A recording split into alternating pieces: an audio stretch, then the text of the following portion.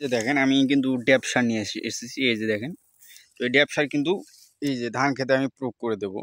তো আজকে আমরা জানবো যে ধান খেতে ড্যাপ সারের প্রয়োজনীয়তা বা ধান খেতে ড্যাপ সার আমরা কখন প্রয়োগ করবো বা কখন কতটুকু প্রয়োগ করা প্রয়োজন।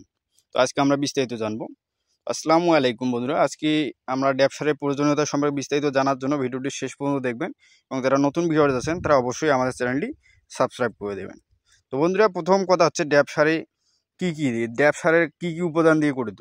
মূলত ড্যাপ সার দুটি উপাদান দিয়ে গঠিত, একটি হচ্ছে ফসফরাস আর একটি হচ্ছে নাইট্রোজেন। নাইট্রোজেন হচ্ছে 18% এবং ফসফরাস হচ্ছে আপনার 46%। তো প্রথম কথা এখন হচ্ছে যে মানে আমরা ড্যাপ সারটা কেন ধান খেতে প্রয়োগ করব, তো বা কখন কতটুকু প্রয়োগ করব।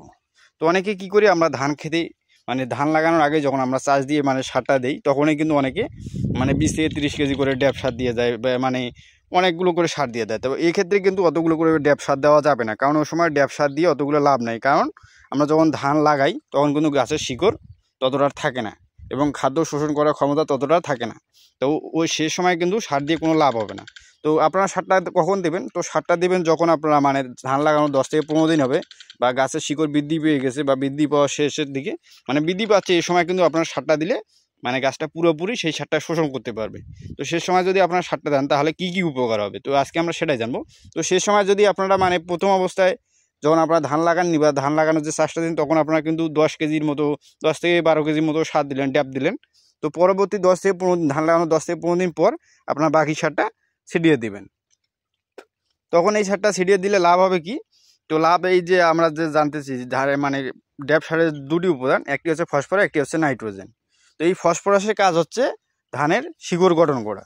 তো ধানের যে শিকড়টা আছে সেটা শিকড়টা বৃদ্ধি করবে এবং শিকড়টা বৃদ্ধি হলে আপনারা জানেন যে ধানের শিকড় বৃদ্ধি হলে কিন্তু পরবর্তীতে আপনার ধানের গাছটা শক্ত হবে, মজবুত হবে এবং রোগ প্রতিরোধ ক্ষমতা বৃদ্ধি পাবে এবং আপনার ফলনটা ভালো হবে। কারণ ধানের শিকড় ঠিক থাকলে আপনার গাছটা ঠিক থাকবে এবং গাছটা মজবুত থাকবে এবং পরবর্তীতে শীষগুলো যে বের হবে, তো সেই শীষগুলো কিন্তু আপনার শক্তিশালী বা রোগমুক্ত শীষ বের হবে।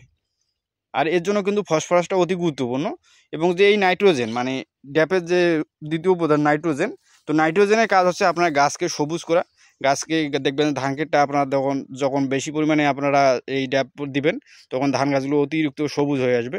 তো সবুজ হওয়ার সাথে সাথে ঘন সবুজে পরিণত হবে এবং ধান গাছগুলো মজবুত হয়ে আসবে। তো এতে করে কিন্তু আপনার ফলনটা অতিরিক্ত বৃদ্ধি পাবে। তো যারা নতুন ভিউয়ার্স আছেন তারা অবশ্যই আমার চ্যানেলটি সাবস্ক্রাইব করে দেবেন এবং ভিডিওটি ভালো লাগলে অবশ্যই আমাদের ভিডিওটিতে একটি লাইক এবং একটি কমেন্ট করে জানিয়ে দেবেন কেমন হয়েছে। সবাই ভালো থাকবেন। আসসালামু আলাইকুম।